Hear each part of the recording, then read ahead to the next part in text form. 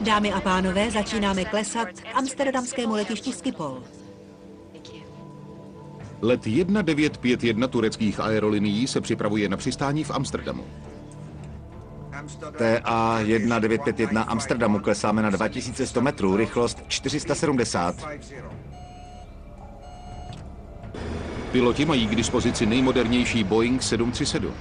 Klapky 15. Přechod na naváděcí signál aktivní. V posledních minutách letu končí přistávací manévr katastroficky. Letadlo padá přímo k zemi. Nehoda letu 1951 tureckých aerolinií postihuje nejrozšířenější dopravní letadlo vůbec. Boeingy 737 denně přepraví téměř 500 000 cestujících a vyšetřovatelé tak musí zjistit, jestli katastrofu zavinil stroj nebo jeho piloti.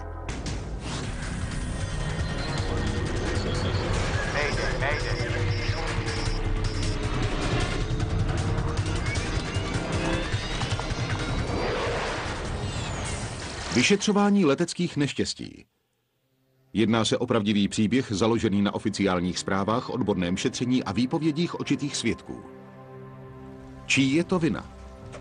Ráno 25. února 2009 na amsterdamském letišti Schiphol po více než 10 letech havaruje první letadlo. Je to let tureckých aerolinií 1951.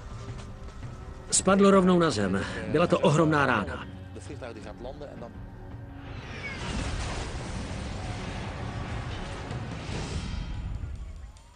Letadlo naráží do země v rozbahněném poli severně od runwaye číslo 18R. Díky blízkosti letiště přijíždějí záchranáři rychle. Většina cestujících je naživu, mnozí ovšem utrpěli vážná zranění. Ti putují rovnou do nemocnic v okolí.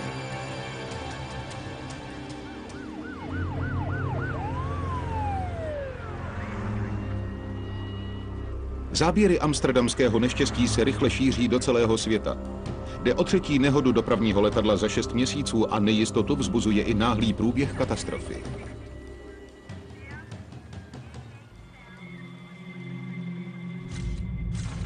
Brzy je na místě i holandský úřad pro bezpečnost letectví.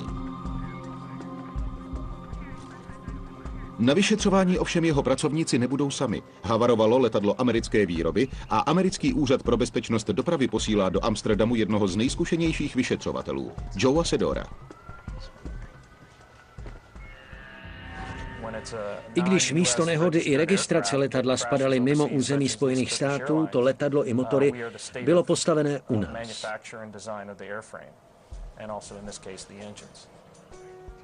Trup je rozlomený na 3 velké kusy. Motory leží před hlavním místem nehody. Let 1951 měl k dispozici jedno z nejmodernějších letadel vůbec. Boeing 737 série 800 určený pro delší lety ve větší výšce. Nová generace modelu 737 je zatím nejlepší Boeing. Vylepšili jsme křídla i přístroje a zjednodušené systémy teď vyžadují méně náročnou údržbu. Vyšetřovatelé si uvědomují, že nespadlo jen tak ledajaké letadlo. Boeing 737 je nejprodávanější dopravní letadlo na světě a je proto bezpodmínečně nutné odhalit příčinu katastrofy. Po celém světě létá víc než 5000 těchto strojů, které každodenně přepraví zhruba 500 000 cestujících. Vyšetřovatelé musí rychle zjistit, jestli letadlo nemá závadu, která by mohla způsobit další neštěstí. Zatím vědí, že stroj letěl z tureckého Istanbulu do Amsterdamu a na palubě měl 128 cestujících, včetně 4 konstruktérů Boeingu.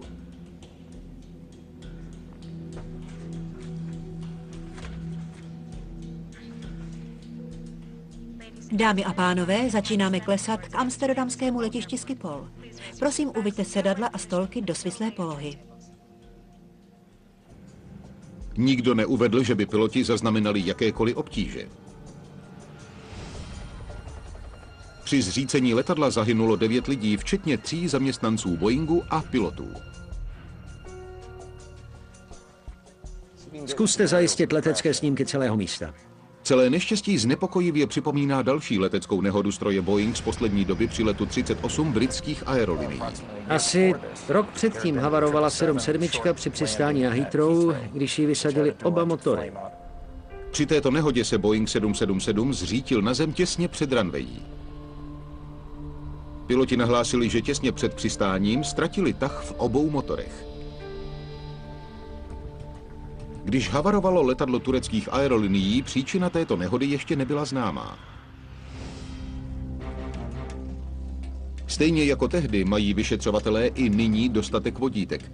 Letadlo i s motory je z velké části zachovalé. Záznamník letových údajů i hovorů v pilotní kabině se podaří nalézt nepoškozené a k dispozici jsou i svědectví řady cestujících, kteří nehodu přežili.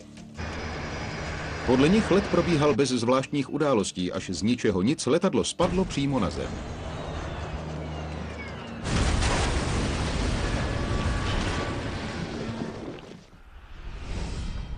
Snad nejvíc ale pomůže příčinu nehody osvětlit samotné místo dopadu letadla. Celý vrak leží na jednom místě a to znamená, že v okamžiku nárazu stroj neletěl nijak rychle.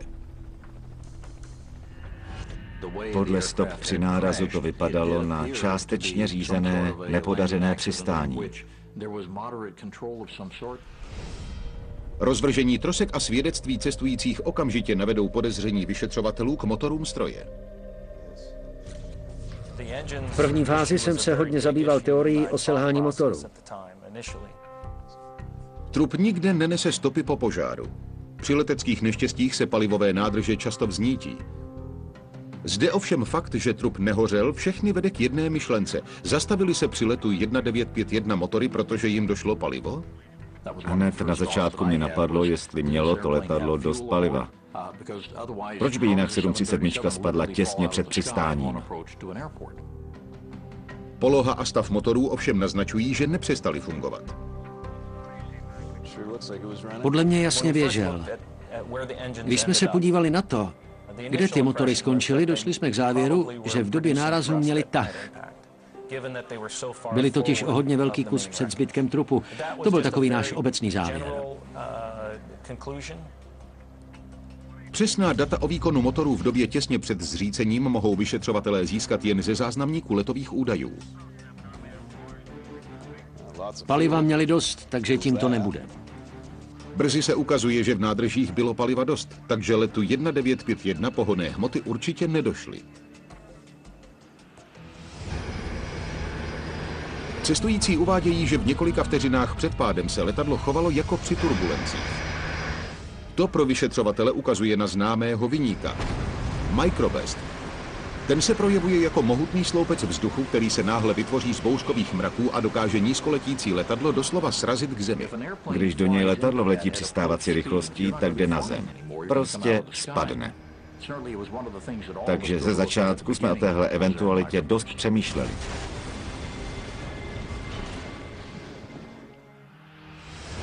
Roku 1985 postihl takovýto poryv větru let společnosti Delta při přistání na letišti Dallas Fort Worth. Stroj narazil do země těsně před přistáním. Zahynulo tehdy 137 cestujících. Vyšetřovatelé se dozvídají, že v době nehody ležely nad letištěm těžké mraky. Ty by mohl doprovázet i prudký poryv větru. Záznamník letových údajů sleduje i rychlosti větru kolem letadla. Teorii prudkého poryvu tak mohou vyšetřovatelé ověřit analýzou záznamů. Zatím ovšem nalezené záznamy prozrazují překvapující skutečnost.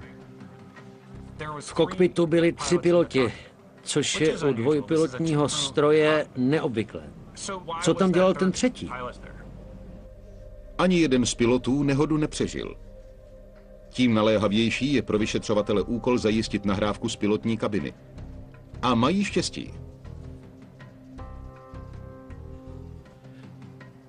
Okolnosti nehody byly pro přístup k záznamníkům příznivé a podařilo se je najít v dobrém stavu. Brzy se tak ukazuje, proč byl v kabině i třetí pilot.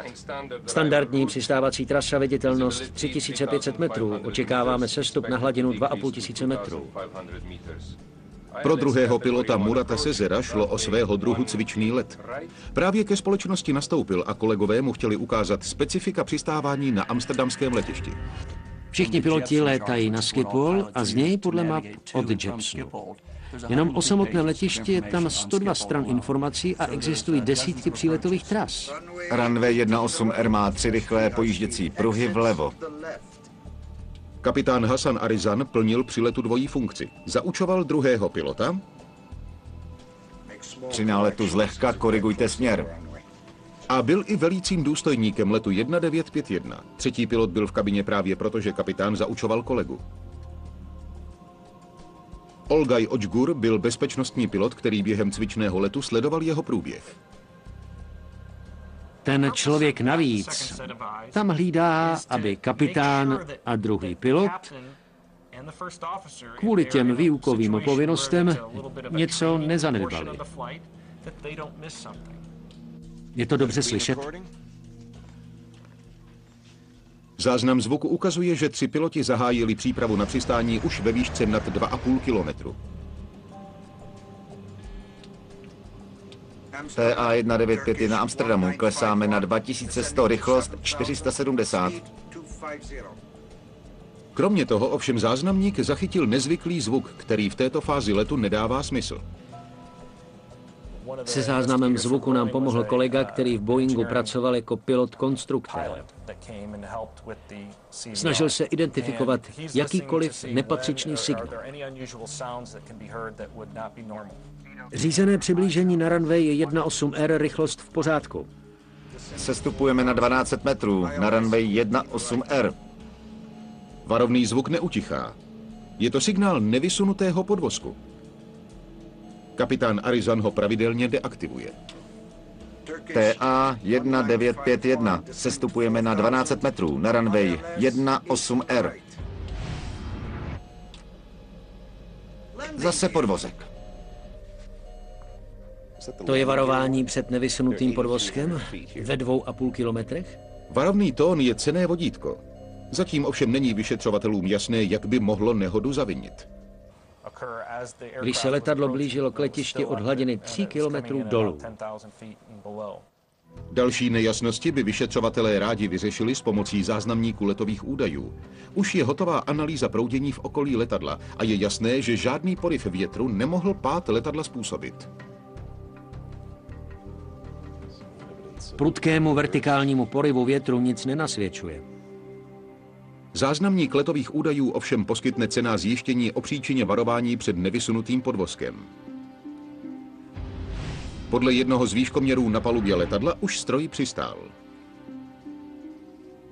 Studovali jsme údaje z toho radiovýškoměru a z nějakých 2400 metrů najednou přešel na minus 2,5. Tolik má ukazovat, když letadlo stojí na zemi, a ne v 2,5 kilometrové výšce. Boeing 737 disponuje 2 nezávislými výškoměry. Jeden odvozuje nadmořskou výšku z tlaku vzduchu v okolí a ukazuje ji na nápadném místě na letových displejích obou pilotů. Kromě toho je v letadle ještě rádiovýškoměr. Ten tvoří 4 antény. 2 vysílají signály k zemi a 2 odražený signál zachycují a vypočítávají výškovou hladinu. Je extrémně přesný. Tlakové výškoměry mývají odchylky, ale radiovýškoměr je 100% přesný. Pokud tedy funguje, jak má. Údaje z jedné antény zobrazuje displej druhého pilota, z druhé displej kapitána. Při letu 1951 kapitánův displej většinu času ukazoval chybné měření.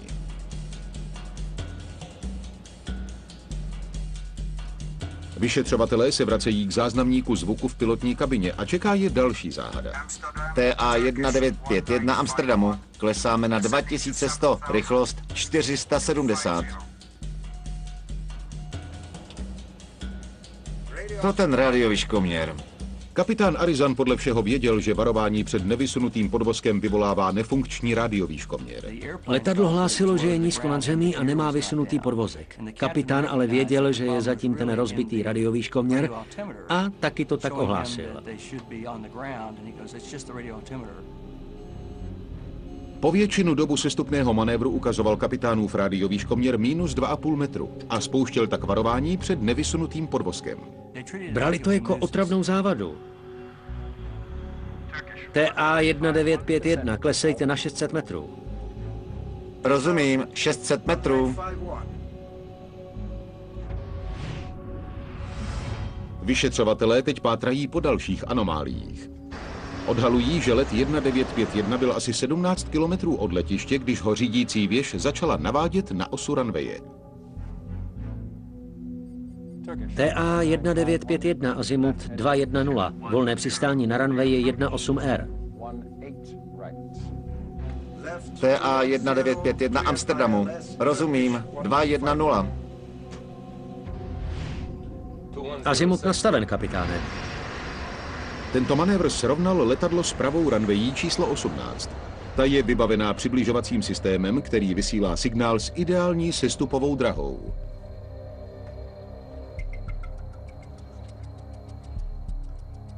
Autopilot tento takzvaný úhel skluzu kopíruje až do výšky několik stovek metrů. Potom řízení přebírají piloti. Přistání je tak velice snadné. To řízené přiblížení je jako počítačová hra. Na simulátoru tak s Boeingem přistála i moje dcera.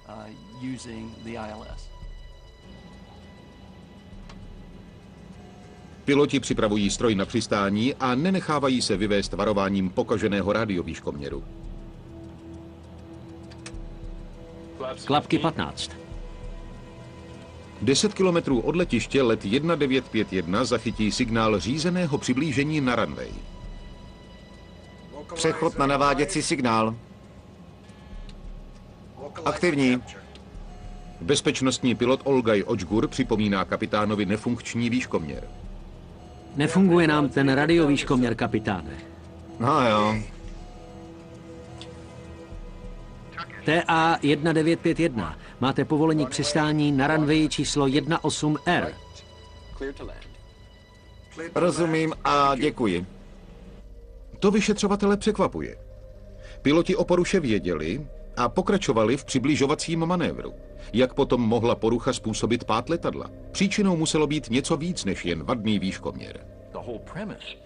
Konstrukce letadel a bezpečnost letectví jako takového je založená na principu, že i s velkým počtem dílčích poruch se musí dát bezpečně přistát. Radiovýškoměr je jenom jeden z přístrojů a za žádných okolností nemůže sám o sobě zavinit leteckou havárii.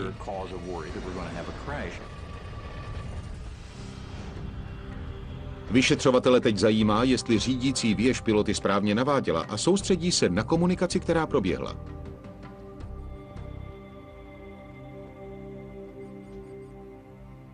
Pečlivě prověřují pokyn po pokynu. TA 1951. Sestupte na 1200 metrů. Rychlost vhodná pro řízené přiblížení k runwayi 18R. TA 1951. Sestupujte na 600 metrů. TA 1951 azimut 210. Volné přistání na runwayi 18R. V souladu s pokyny provedla posádka poslední obrat letadla velice blízko runwayi. Jestli zachytili ten signál správně, byli teď tady. Mezinárodní pravidla letového provozu vyžadují, aby letadla vstoupila do pole signálu řízeného přibližování ze spodu a vyhnula se tak prudkým změnám kurzu těsně před přistáním. Aby ten signál zachytili, museli klesnout níž. Let 1951 ovšem dostal instrukce k přiblížení k sestupové rovině ještě daleko nad ní. Na letišti Schiphol je to běžná praxe, která umožňuje rychlejší navádění letadel na runwaye. Byli už blízko a museli na sestupovou rovinu klesnout zhora. Je to sice nezvyklé, ale při správném postupu si s tím posádka umí poradit. Nástup do sestupové roviny z vrchu je složitější, protože posádka musí k naváděcímu signálu rychle zpomalit a prudce klesnout. Říkáme tomu zápich. Některé piloty to baví, jiné moc ne. Nástup z vrchu je pro piloty náročnější, protože musí všechno zvládnout rychleji. Přiblížení z vrchu sice znamená pro piloty vyšší zátěž, na letišti Schiphol je to ale běžná praxe. Na Schiphol jsem letěl už v desítkách případů a počítám s tím. Pokud pokyny z řídící věže posádku zaměstnali víc, než snesla, bylo by to poznat z konverzace v pilotní kabině. K runwayi už zbývá jen 5 kilometrů. 300 metrů? Potvrzuji. Klapky 40. Brzdíme. Brzda aktivovaná. Můžeme jít na to. Nepředbíhejte. Podvozek.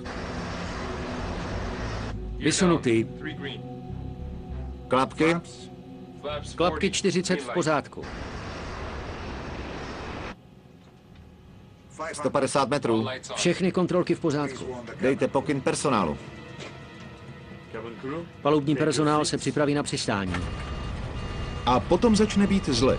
Ozve se varování před nízkou rychlostí. Rychlost, kapitáne. Přebírám řízení. 190 km v hodině, kapitáne. Kapitán Arizan bojoval o záchranu stroje.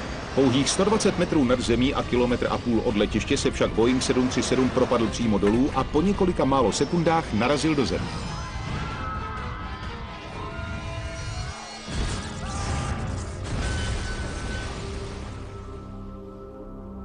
Volám TA 1951. Záznam rozhovoru pomůže osvětlit posledních několik minut letu. Piloti připravovali letadlo na přistání podstatně později, než měli. Klapky. Klapky 40 v pořádku. Pravidla většiny leteckých společností vyžadují, aby byl let stabilizovaný ve výškové hladině 300 metrů. Do té doby už musí úspěšně proběhnout kontroly všech systémů. V těch 300 metrech už piloti podle pravidel musí mít prakticky hotovo. Letadlo je správně nastavené, rychlost snížená, je provedená kontrola před přistáním. Stroj má povolení k přistání a piloti od těch 300 metrů jenom sledují přístroje a vyhlížejí runway. Dejte pokyn personálu. Palubní personál se připraví. Tato posádka dokonce prováděla kontrolu systému až do nástupu krize 140 metrů nad zemí. To nebylo stabilizované přiblížení. Letadlo nebylo stabilizované a posádka tak byla posledních 300 metrů pod velkým tlakem. Nefungoval radiovýškoměr. Letadlo se hlásilo varovnými signály. Piloti museli provést náročné přiblížení a nestíhali kontrolu systému. Ani to všechno ale nevysvětluje, proč let 1951 padl k zemi. U těch katastrof bychom potřebovali vidět pilotům do hlavy, jenže to nejde. Bývá to k vzteku. Údaje ze záznamníku letových údajů poskytují další zajímavé vodítko.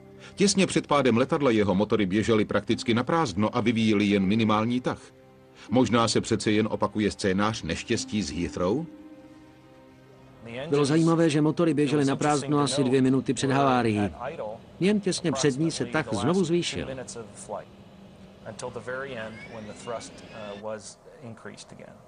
To byla jasná anomálie. Zbývalo odhalit jen její příčinu. Potom si ovšem vyšetřovatelé všimnou okolnosti, která se od nehody na Heathrow výrazně liší. Přistávací mod? Palubní počítač z neznámého důvodu už 300 metrů nad zemí začal připravovat letadlo na přistání. V přistávacím módu běží motory na prázdno a přední část letadla se zvedá nahoru.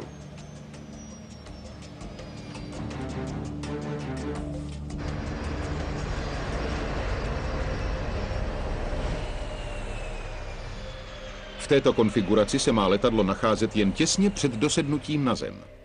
Autopilot zde dá přijít a brzdí tím sestup. Automatické řízení tahu nastaví motory tak, aby při přistání nebo těsně po něm měli nulový tah.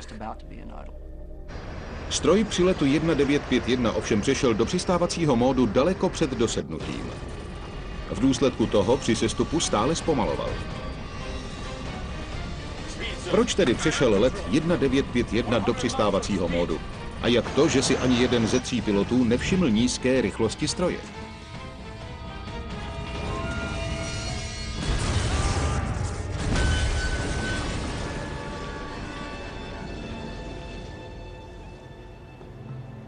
A co pak, když ty motory šly na neutrál?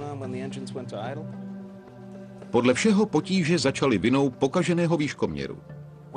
Museli jsme se na fungování celého letadla podívat v celku a zjistit, jak ta chybná hodnota minus 2,5 metru ovlivnila další systémy toho stroje. Na tyhle otázky se teď vyšetřování soustředilo. Jak s těmi údaji naložil autopilot a především automatické řízení tahu motorů? Palubní počítač v letadle sestává ze 2 hlavních částí. Autopilota a automatického řízení tahu motorů. To určuje vyžadovaný výkon motorů, zatímco autopilot koriguje výšku a směr letu.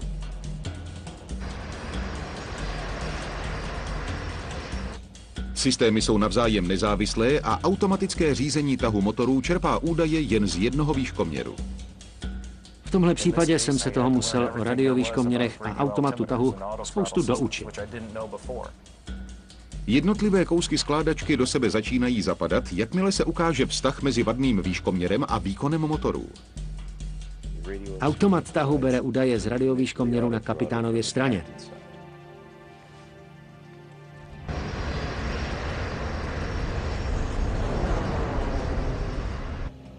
Jediný výškoměr, kterým se automatické řízení tahu motorů řídí, je ten kapitánův a ten měřil špatně. Po větší část přibližovacího manévru ukazoval minus 2,5 metru.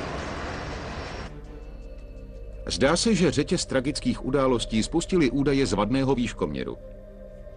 Vyšetřovatelé teď musí zjistit přesnou povahu závady. Boeing 737 má vysílací i přijímací antény obou radiovýškoměrů připevněné vedle sebe pod pilotní kabinou. 3 z nich náraz prakticky celé zničil a prozkoumat se nedají. Jedna anténa pod kapitánovou stranou kokpitu ale zkáze unikla. Vyšetřovatelé teď zvažují 2 možné příčiny chybného měření: selhání některé součástky nebo neznámý rušivý signál. Jediná součástka, která havárii přežila, je v pořádku.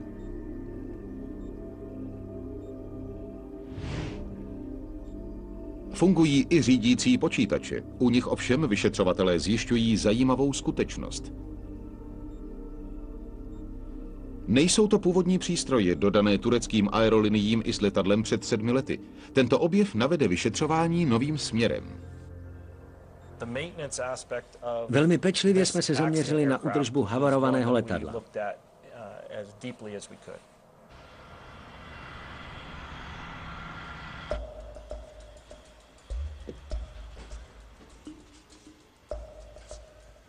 Analýza deníku oprav ukazuje, že radiovýškoměr na tomto letadle měl v minulosti potíže často. Turecké aerolinie nám poskytly další údaje a ukázalo se, že z nějakého 1000 posledních letů na tomhle stroji ve 150 případech špatně měřil radiovýškoměr. Podle deníku proběhla přibližně rok před nehodou výměna obou počítačů na základě stížností na chybné měření. V jednom případě udával radiovýškoměr hodnotu minus 2,5 metru.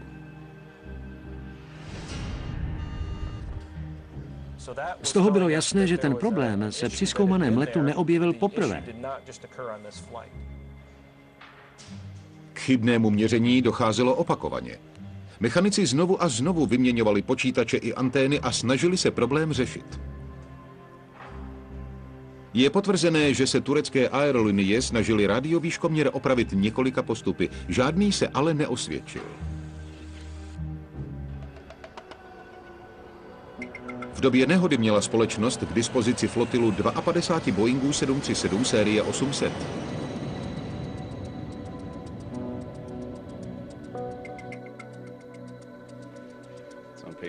Je to na straně 93. Prohlídka deníku oprav ukázala, že problémy s radiovýškoměrem mělo to zřícené letadlo i další stroje ve flotile. Vyšetřovatelé zjišťují, že v roce před nehodou museli turecké aerolinie řešit 235 systémových selhání radiovýškoměrů na tomto typu stroje.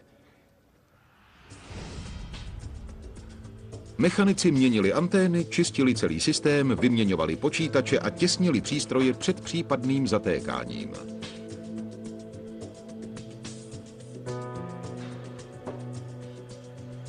Ne, že by se nesnažili.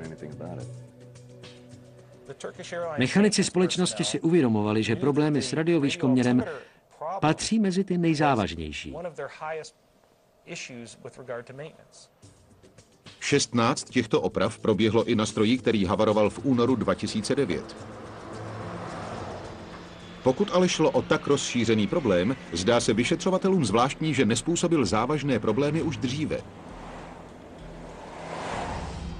A brzy zjistí, že způsobil. A dokonce u stejného letadla. U 2 letů měli v poslední době ten stejný problém.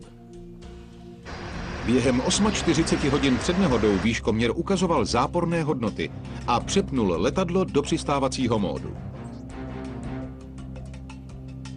Posádka problém v obou případech zaregistrovala, odpojila automatické řízení tahu a bezpečně s letadlem přistála.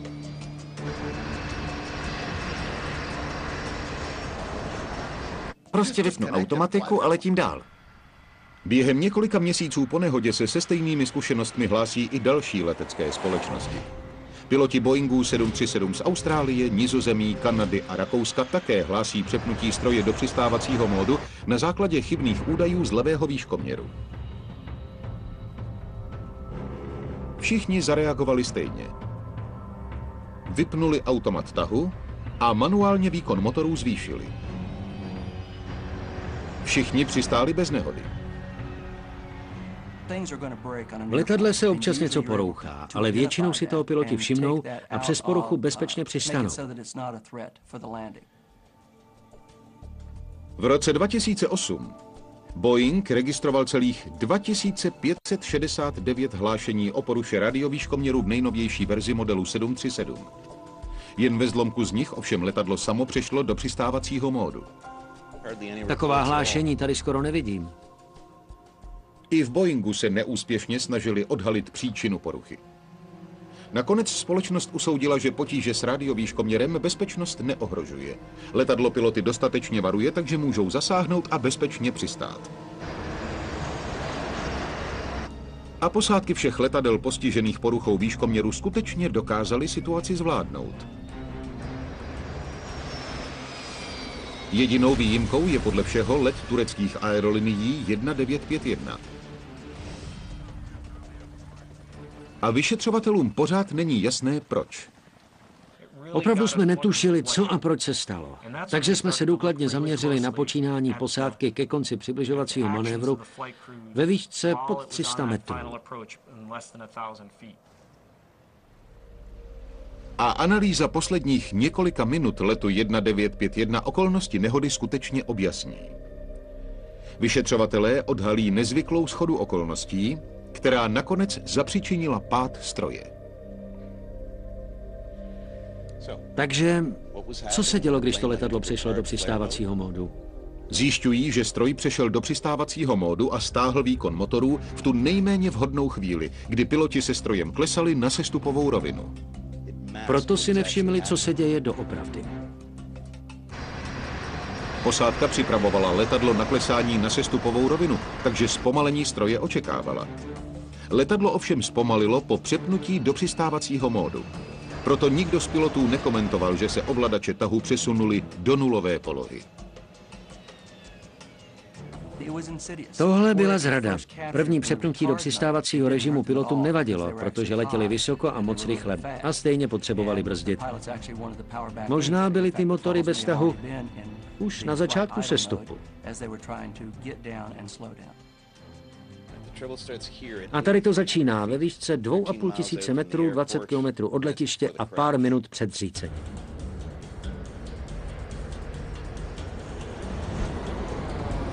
TA 1951 Amsterdamu. Klesáme na 2100, rychlost 470. TA 1951, sestupte na 1200 metrů. Řízené přiblížení na runway 18R, rychlost v pořádku. Zase ten radiovýškoměr.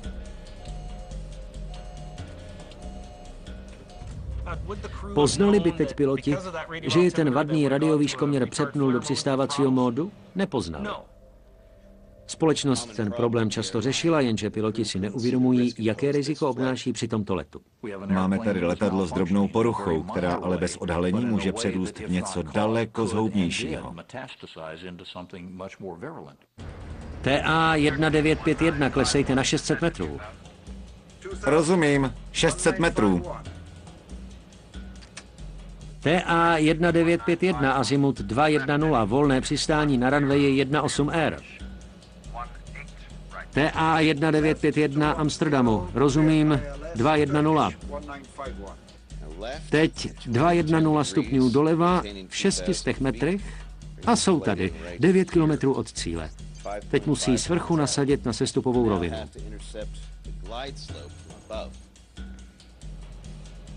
V 600 metrech musí piloti snížit rychlost a prudce klesnout na sestupovou rovinu.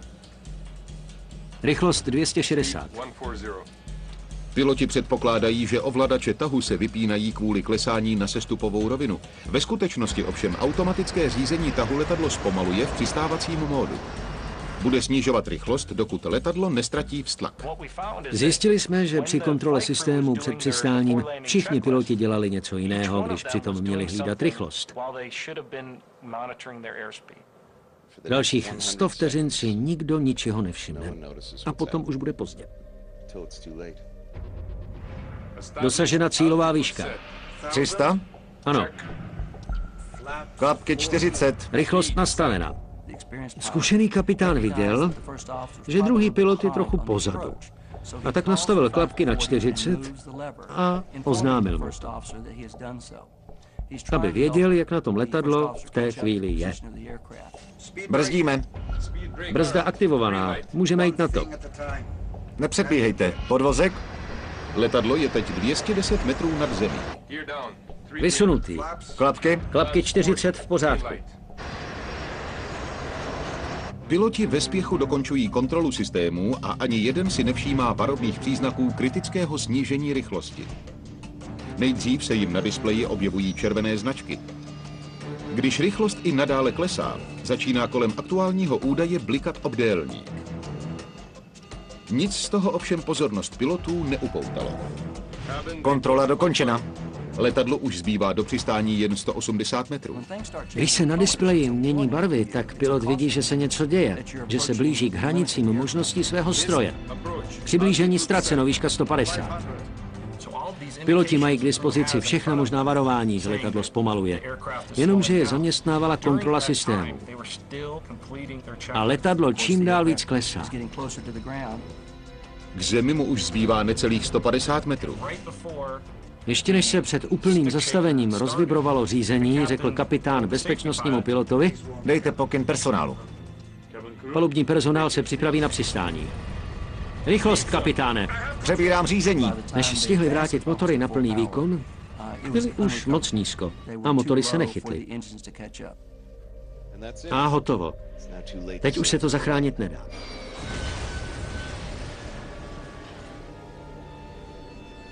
Všichni o tom vadném výškoměru věděli, ale nebylo jim to nic platné.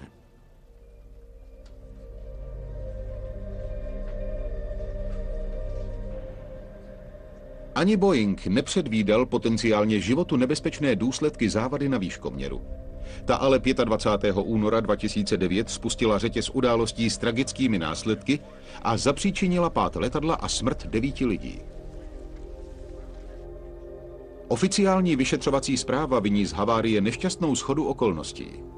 Letecké neštěstí nikdy nemá jenom jednu jasnou příčinu, takové věci se nedějí. Možná jednou Bůh prostě smete nějaké letadlo z oblohy, ale jinak těžko.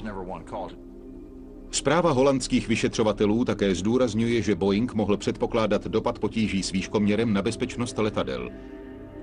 Nikdo ovšem nepředpokládal, že by mohli způsobit nehodu. Havárie letu 1951 tak klade závažnou otázku. Nejsou už letadla až moc složitá?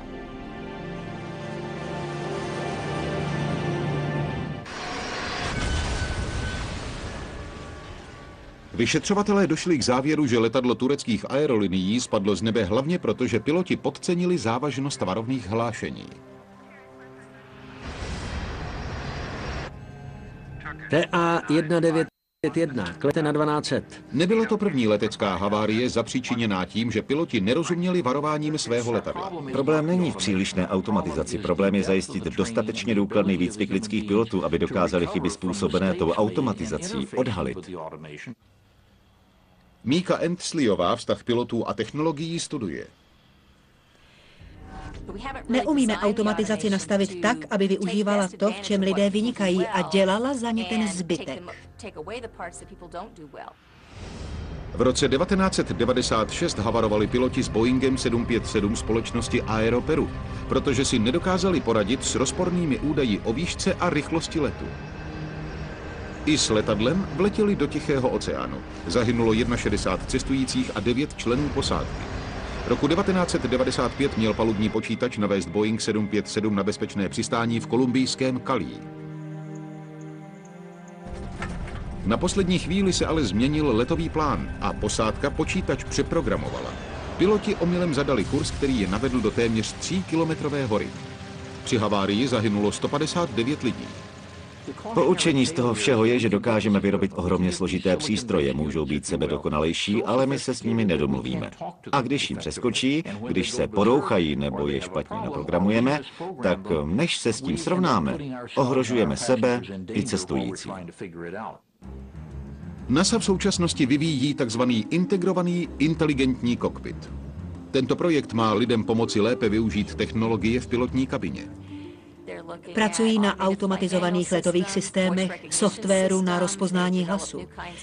Vyvinuli nový typ mikrofonu, který vede zvuk přes kosti lebky. Pracují na nových displejích, které lépe zobrazí situaci na Zemi i další letadla. Někteří vědci docházejí k závěru, že ty nejlepší technologie se nesnaží lidi nahradit, ale spolupracovat s nimi. Efektivnější spojení lidí a techniky souvisí s vývojem nových displejů, které umožní lépe pochopit situaci a rychleji a jednodušeji ji změnit. Člověk by se neměl přes 16 čudlíků promačkat 8 úrovněmi nabídky, aby zjistil, co se děje. Informace je potřeba integrovat a efektivně sdělovat. Komunikace by měla být stejně snadná jako s člověkem vedle vás. Největšími výrobci dopravních letadel jsou firmy Boeing a Airbus. Obě nahlížejí na vztah člověka a techniky naprosto rozdílně. Airbus svěřuje velký díl rozhodovacích kompetencí palubnímu počítači. Oni to berou tak, že jejich systém zabrání lidské chybě. Letadlo pilotům nedovolí havarovat, i kdyby se o to snažili. Boeing se na věc dívá jinak. Snaží se poskytovat pilotům informace, podle kterých se sami rozhodnou. Dobře informovaný pilot má věci pod kontrolou. A podle mě to tak má být. Airbus si neochvějně stojí za tím, že je to chybný a překonaný pohled. Podle mě to ukáže až čas. Závěrečná zpráva o příčinách tragédie letu 1951 dává částečně vinu selhání techniky. Chybné údaje z radiovýškoměru způsobily, že automatické řízení tahu vyvolalo špatný letový mód. To by se nemělo stát. Příčinu poruchy výškoměru se nikdy nepodařilo odhalit. Holandští vyšetřovatelé požadují, aby Boeing zvýšil spolehlivost celého systému. Hodně jsme se toho dozvěděli o funkci výškoměru a jeho provázanosti s automatickým řízením tahu. Firma Boeing v současnosti pracuje na zdokonalení systému, který by podobnou chybu vyloučil. Zpráva však přičítá díl viny i pilotům, kteří si nebezpečného zpomalení nevšimli, i když byli na palubě 3. Pilot se nemá co spoléhat na automatické řízení tahu. Má si hlídat výšku a rychlost a pro mě za mě, ať je třeba sleduje z okna. Rychlost je pro bezpečný let naprosto zásadní a piloty musí kontrolovat prostě pořád.